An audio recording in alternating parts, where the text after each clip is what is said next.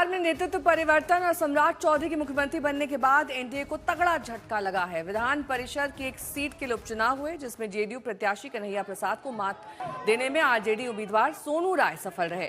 भोजपुर बक्सर की MLC seat पर अब आरजेडी का कब्जा हो चुका है। भोजपुर बक्सर स्थानीय प्राधिकारी निर्वाचन क्षेत्र की विधान परिषद सीट पर जेडीयू का कब्जा था। इस सीट से जेडीयू के राधाचरण शाह एमएलसी थे, जो 2025 के विधानसभा चुनाव में विधायक चुन लिए गए हैं।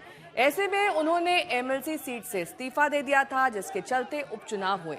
विधान परिषद के उपचुनाव में जेडीयू और आरजेडी सहित कुल 6 उम्मीदवार मैदान में किस्मत आजमा रहे थे। सम्राट चौधरी के मुख्यमंत्री बनने के बाद बिहार में पहला चुनाव हुआ है, जिसमें एनडीए के उम्मीदवार को शिकस्त खानी पड़ी।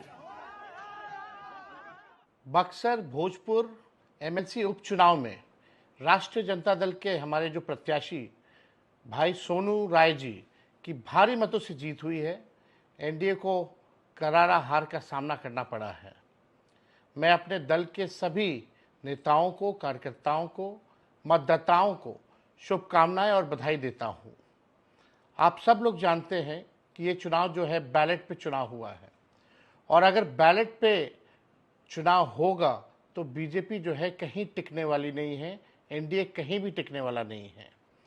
आप सब लोगों को पता होगा कि जब बैलेट पे बिहार विधानसभा की गिनती हुई थी, जो अभी विधानसभा का चुनाव खत्म हुआ, राष्ट्रीय जनता दल और महागठबंधन के प्रत्याशी लगभग 150 से भी ज़्यादा सीटों पर विजय प्राप्त किए थे।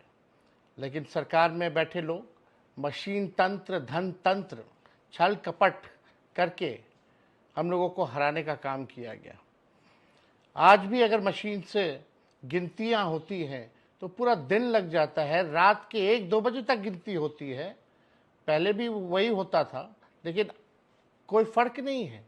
तो हम ये कहते हैं कि भाई जब समय उतना ही लग रहा है तो बैलेट पे ही क्यों नहीं वोटिंग हो।